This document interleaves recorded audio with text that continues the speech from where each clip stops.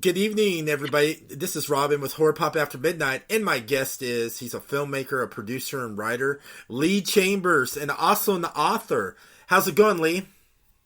It's going great. I'm in Canada, and everybody knows Canada for snowstorms, but it was like 34 degrees today. So I feel like I'm in the Bahamas. I bet you were one of those crazy Canadians wearing shorts and flip flops, right? Exactly. Shorts and flip-flops. But we do that even when it's a snowstorm. I love it. I have a friend that lives nearby me. He's from Colorado, so like when it gets cold here in the Midwest in the wintertime, he'll wear shorts and flip flops like it's normal and the short sleeve button up. He'll be like, "What's the matter? It's not that cold, Robin." So let's talk about your Halloween short horror comedy film, Wicked Plans. How'd you come up with like a twisted story like that? Do you know what? All good films need some drama. So I was trying to think about what is the worst case scenario that could happen at Halloween, right? What would be, take something that is family friendly and light, and it's an easy night with kids, and they're more worried about kids being safe from the neighbors. But what if the worst case scenario happened, right? And in Wicked Plans, it's that there's a dissident from Ahmadiyya, which is a fake country. I have shirts now. I have hockey shirts, baseball shirts. I brand myself where everyone wants to know, where's Ahmadiyya? And I'm like, it's made up. I made it up. He shows up in originally I wrote it as like Washington D.C. Like he shows up at a senator's home and is ready to blow him to bits. But then he doesn't realize it's Halloween, and everybody thinks he's just wearing a costume. Yeah, that was great, and I love the kids who were in it, and one was like the Incredible Hulk, the other one was like the fairy. I mean, that was funny, and then here you come as like a suicide bomber. You have like this bomb plastered all over you, and I love the little boy goes, "Man, that's a cool, realistic costume. Where'd you get that at?" And I love how you did the mannerisms and the Russian type of accent, and you're just sitting there going, "Huh?" You know what? And it's done really really well, because it's like, good films start off in one direction, and then there's a quick left turn or a right turn, and it takes you in a new what if scenario. What if if the moment he was at the front door, it was Halloween and kids were there, and what would he do? And it's done really well. It's been selected by over 70 festivals. We've won like more than a dozen best films, and it's still going. We still kind of go till Christmas. I kind of run out the clock, but it's been very popular. But it's what's funny is that it's edgy too, because I've had some people who are like, yeah, that's a little too edgy. You could have blown up kids, and I'm thinking, it's just a movie, dude. Like, it's not real. It's a movie. Like, just relax, enjoy. It didn't,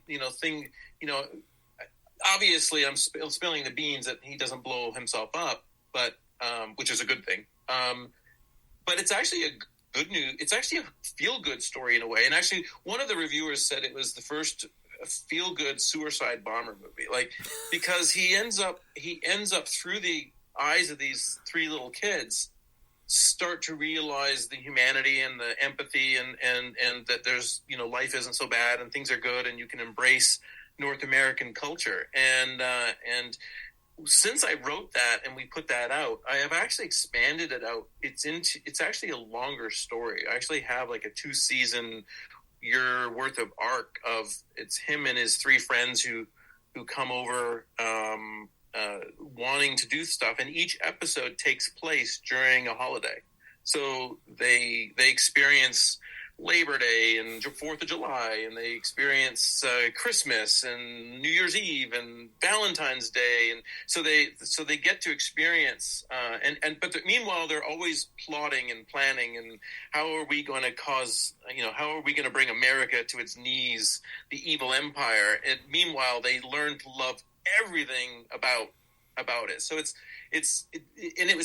tough. It's tough kind of comedy because you really walk a really fine line. But there's movies like Jojo Rabbit, right, where you've got this kid who loves Hitler. I mean, who would think that would be an Oscar nominated movie and I think deserved to be the best film that year. Or Sacha Baron Cohen's The Dictator, which is the same kind of thing where he's it's edgy comedy. They're saying sometimes inappropriate things, but the point is that you're actually highlighting the opposite. You're actually highlighting why that's bad and why we should be thinking in a different way. Well, Jojo Rabbit was actually good.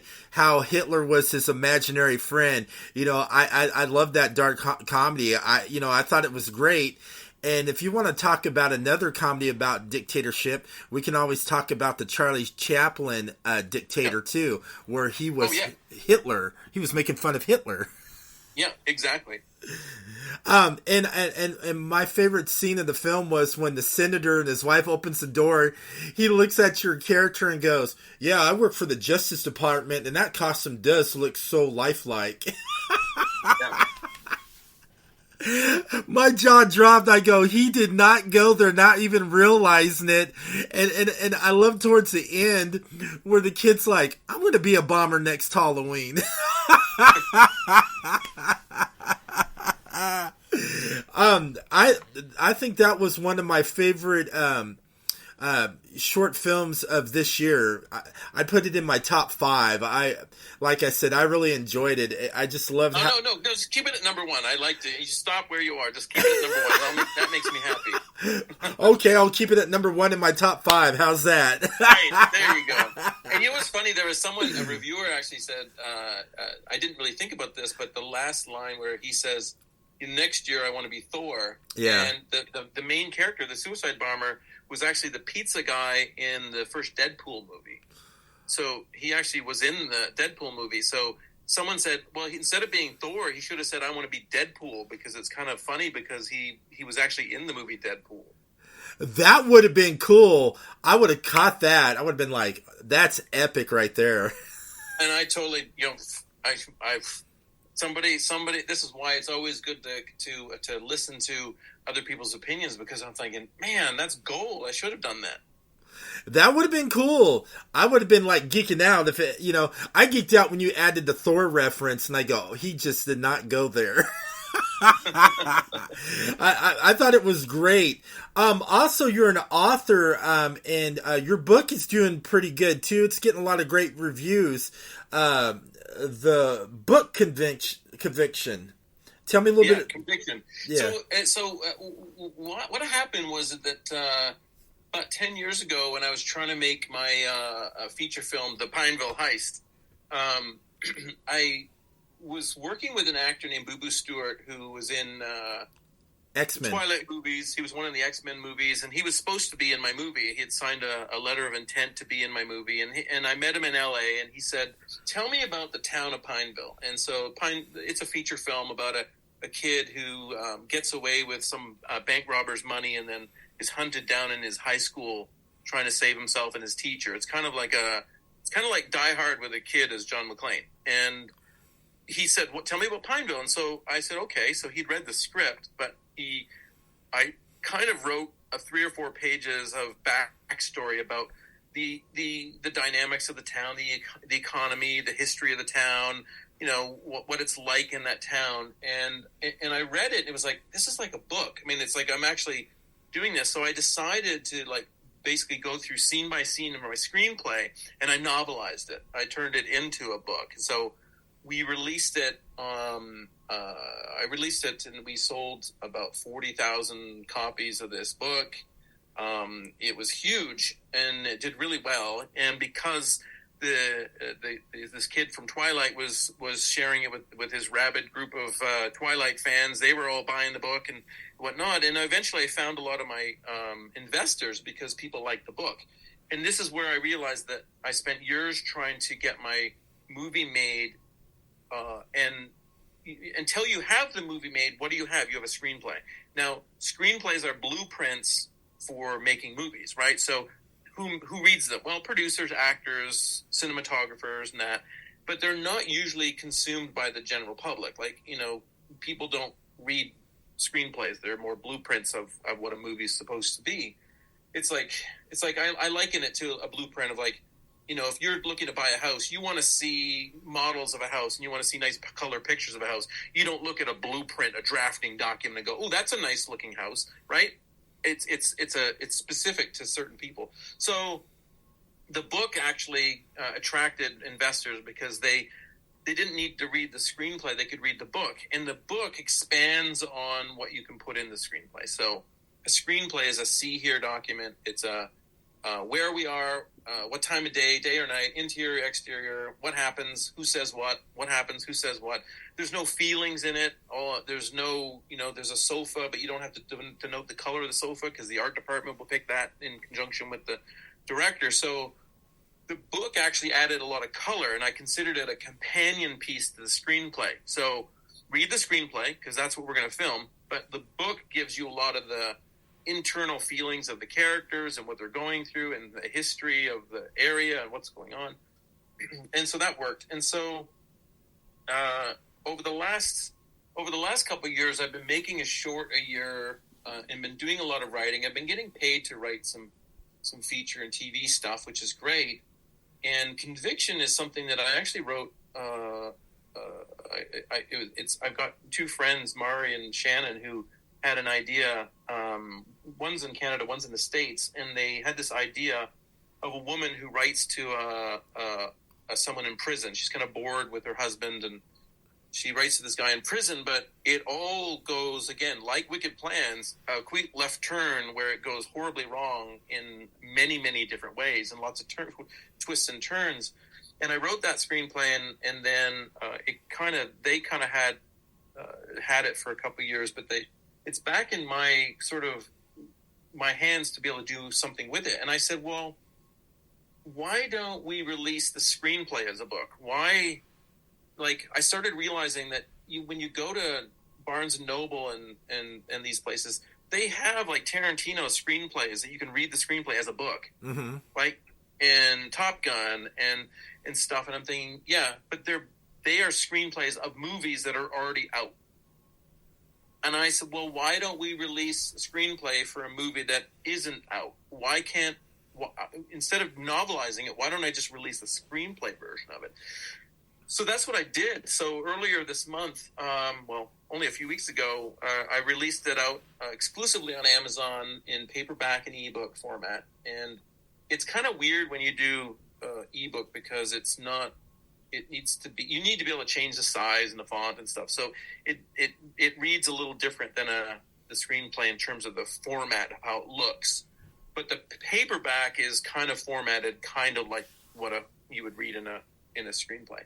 So yeah, we got a couple thousand downloads and paperback and ebook downloads over the course of the first week being out there. Hit number 1 in the urban fiction category in the UK, and we got to number 2 in America. We didn't get to number 1 in America, but there was nothing better than refreshing my Amazon publisher account and watching that, another 10, and watching that people were clicking and grabbing a hold of it, and then you start building that audience, because that's, I think, what it's already working. There's already right now, like, you reaching out to me and then saying, hey, look, I bought your book, and I have a couple of other folks in the industry, which I can't name yet, but there's some folks out there that are like, I'm trying something different, because I don't know of any other filmmaker that is releasing book versions of screenplays for movies that haven't been made yet. I think that's a good idea. It's fresh, it's original, it's genuine, and I'm looking forward to seeing what your next screenplay book's going to be. I hope it's like a brutal horror story. Well, you know what? So this one, An important aspect too, as well, is that it's gone through lots of development. So, it's something for anyone who's out there who's writing. It's not just a matter of I wrote it and then stuck it up and published it. It's gone through extensive development. So there's someone who's now a friend of mine, Tom Craig. He was a former VP of production at Universal Pictures. Okay. Has been advising me and working on my script since the Pineville Heist, and sort of gives me that movie studio producer bird's eye view about where the story is going. Are the stakes high enough? Is this commercial? Does this work? Do the characters, are they realistic? And he's been a great help in making sure, guiding it. And then, I have other friends of mine who my friend Christine, who's a proofreader. She went through, and I sent her the script, and she gave me like 4 pages of mistakes, and I'm thinking, holy shit, there's a lot of mistakes in this, because after a while you don't see them anymore, right? Yeah, you're just writing away, and you don't know she got like a fragment. It's like, oh my god, how many mistakes did I have in there? So we cleaned up all of that stuff and really kind of fine-tuned it. And to me, it's like, I had a producer recently said, because of the writer's strike, it's like, well, we could film this, but we wouldn't be able to touch a word of it. Meaning, if it's written before the writer's strike, you could film it, but you can't go in and alter it. And he says, but it's pretty tight already. I mean, you could technically do this as it is right now.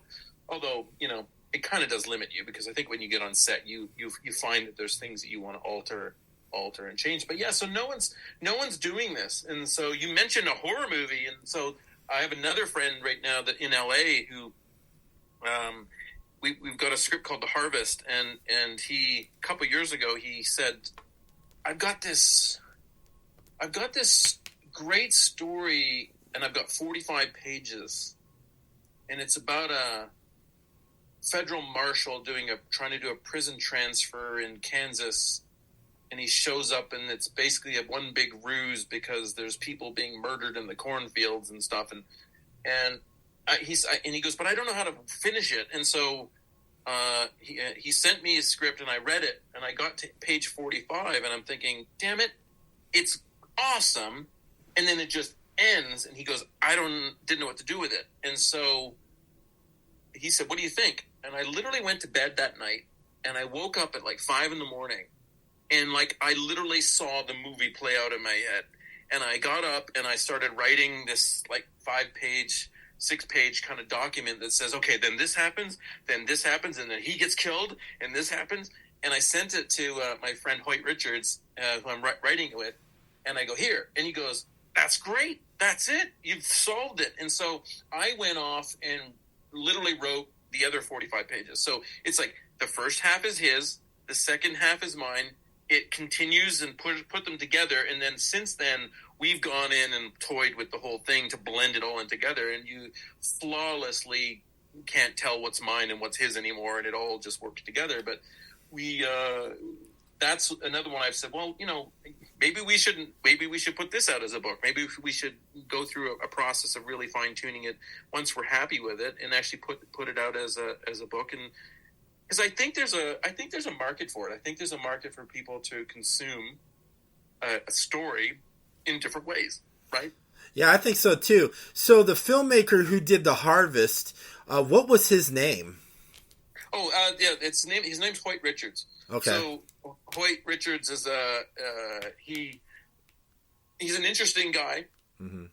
We worked together in the England about 25 years ago when I literally had just finished film school. Okay. And Hoyt, I think he's about 8 years older than me or so. Okay. And he was considered to be the world's first male supermodel. No shit. So he was transitioning from doing a lot of modeling and whatnot to getting into, acting and trying to get into writing and producing. Mm-hmm. And I worked with him on a film, actually one that I was an assistant director, and we became friends. Mm-hmm. And he's actually during the pandemic, I shot a film called Hell in a Handbasket, which is on my website, by the way. You can watch it for free now. It's been out for a year. or more than a year. We shot this one in a pandemic. You'd like that too, cause if you like Wicked Plans. But it's about a guy in an Arctic research station in the middle of nowhere, and the world is going to hell in a handbasket. And he has all of the samples that will cure the world because of a virus gone wrong. And he's gets a phone call through us, like, we had to live through Skype and Zoom over this pandemic. So Hoyt took the scenes and actually recorded it on his iPhone and then sent me the data. Nice. And then we brought it and melded it into the picture. So he's acting across somebody that I shot here in Canada. But he basically gets this call that everything's gone to hell, and the world basically, you now have the samples of the antidote that's going to save the world, and we're going to send somebody to come and grab you, but it's just hold tight. But then everything goes wrong. Oh yeah, always. Everything goes wrong for this poor guy, and we kind of set up all the, it's like the worst case. It's like a Final Destination. It's like the worst case scenario. What could go wrong does go wrong, and that's it. It's like the humanity ends. And the funny thing is, I wrote the story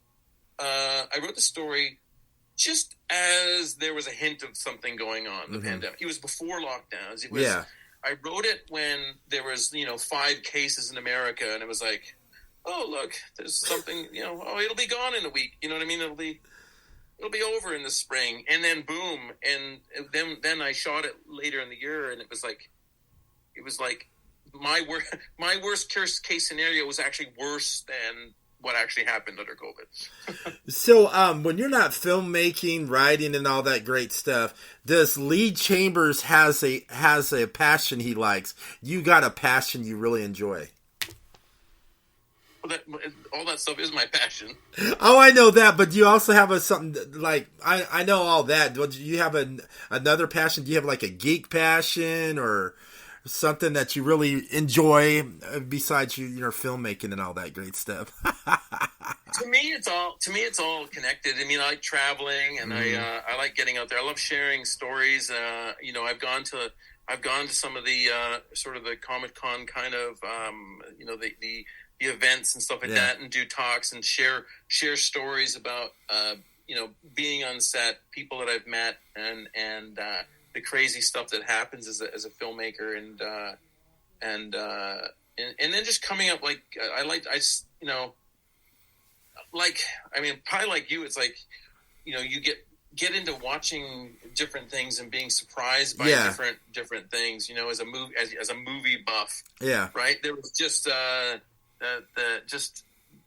was it last weekend? It was the 40th anniversary of True Romance. And it's like, that's it. But get my ticket because I missed it on the big screen when it first came out. So I'm going to go see True Romance, even though I've seen it tons of times. Yeah. Like to see it on the big screen, right? So, yeah, I mean, that's making movies or being a part of it. That's just I kind of live and breathe it. It's what I want to do, what I like to do, and I can totally see why. Like, I think Clint Eastwood is 168 years old and he is still making movies. So why? Because he likes it's not work. Yep. Right. It's work. Don't get me wrong. I mean, anybody who's never made a movie before, if you go through the process, it's grueling. It's a lot of work. But if you really love your passion, then your passion, your hobby, and everything all rolls into one, right? The other thing is, it's like you're not filming all the time, right? It's like, some people are, I guess. I wish I was, but I mean, it's all money, right? Making movies is money. Oh, heck yeah, it is. It's expensive. This is why over the last couple of years under COVID, I transitioned into doing a lot more writing, which I did writing before COVID. But COVID, when things powered down a little bit, it kind of forced people. People were forced to be at home, and I did probably what everybody did was for the first 6 weeks to 2 months under COVID and lockdowns, is you binge watch every show on Netflix, right? Disney Plus, Apple, and then after 2 months, I'm like, okay, I just kind of rub my eyes and go, okay, it's fun watching all this stuff. But I need to create this stuff. Like, I need to sit down and write my own stories. And that's where under COVID, Wicked Plans came from, right?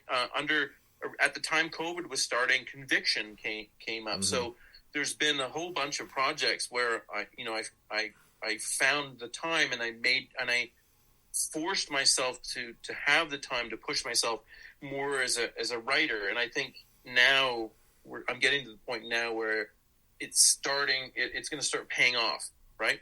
Hopefully it pays off where the writer's strike ends and I have the ability to cash in, if they get the deal, if they get a good deal. I don't know. I'm not a member of the Writers Guild yet, but eventually, they need good stuff. Oh, I can see you knocking on the Writers Guild door, be like, "Hey, I got some original ideas. Let me in." Why not? Because when you go to the movie theaters now, you see a lot of independent horror popping up on the big screen now. I mean, you had like Winnie the Pooh, Blood and Honey, Terrifier 2, Skinamarink, and you're seeing all these like indie horror films coming to the big screen now, which is fresh and different. Oh yeah, for sure. I mean, there's a lot of opportunities. Things have changed, and in the last, I'll tell you a funny story. When I was planning on making my Pineville Heist, just before I was at the Cannes Film Festival, and I had it's actually another book that I have out there, which was written first, but it was called The Sum of Random Chance. It's more a fantasy drama. It's got a little bit of X-Men in it, but it's kind of more drama-ish. Yeah. And I went to the Cannes Film Festival, and everyone said, if it's your first feature, it's really cast-led. You need to have bigger paid, well-known cast to sell it. Whereas horror, thriller, that kind of stuff, people around the world just love to be scared. They love to be shocked. And so you can get away with lower budgets usually because you don't need to pay Denzel Washington to be in it. By the way, disclosure, I always mention Denzel Washington in every podcast I do, just in case he hears it and wants to reach out. So you don't need the big names for that. So I then put that on the shelf and wrote The Pineville Heist, so a thriller. Then I put that out as a book. Then I went backwards, did The Sum of Random Chance as a book, and that sold about 15,000 copies in there. So there's a lot of opportunities to make things in different ways. But when I was trying to make The Pineville Heist as a filmmaker, someone said, "Well, are you gonna shoot it on film or video?" And I said, "Video? What are you, crazy? I'm a filmmaker, dude. I'm not shooting on video." But by the time I get, I spend 4 years trying to get funding together to make the movie. The world has changed. Suddenly, the Arri Alexa is like the most amazing camera ever. Roger Deakins is calling it, this is the new wave of making movies. And so suddenly, I'm shooting on an Arri Alexa, even though I was originally trained on 35 and 16 millimeter film. So okay, if that's how you make it. And then when my movie was completed, someone said, "Well, are you gonna try to get it on Netflix?" And I went, "Netflix? I'm a filmmaker. It's going to be in the cinema at Netflix."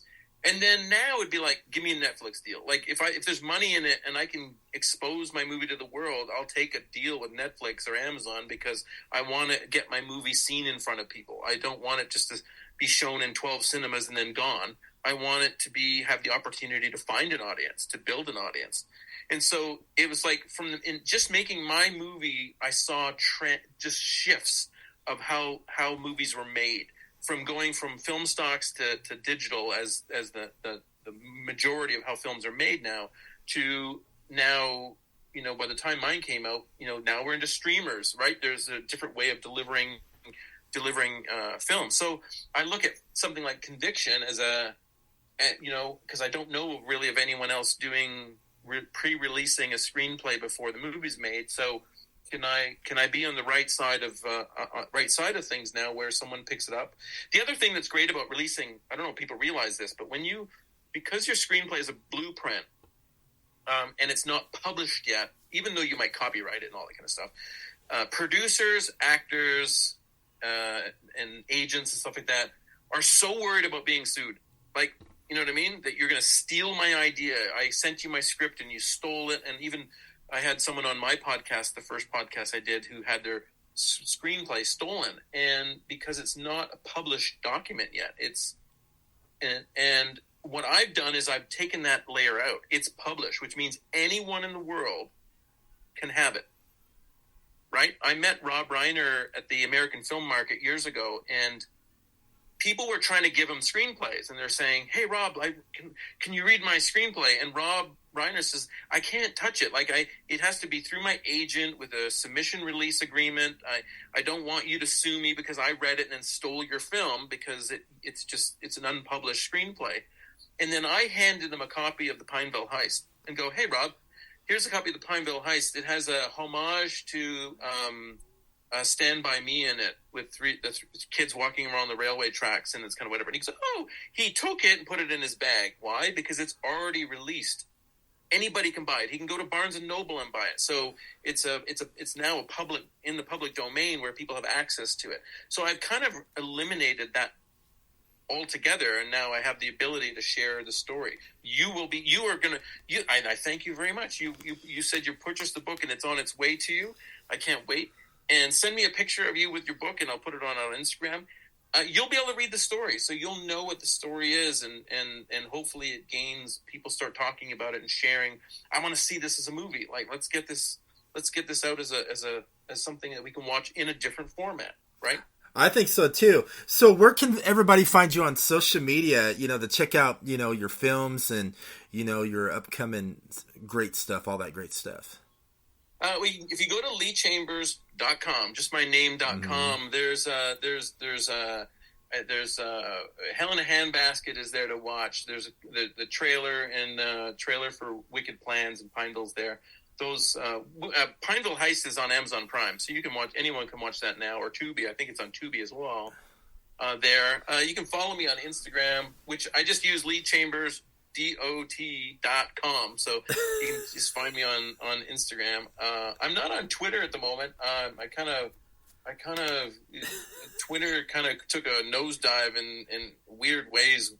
I don't, as much as I like Elon Musk and I like SpaceX and Tesla and stuff, whatever he's doing in the Twitter world is he lost his mind or something. So I'm avoiding Twitter at the moment.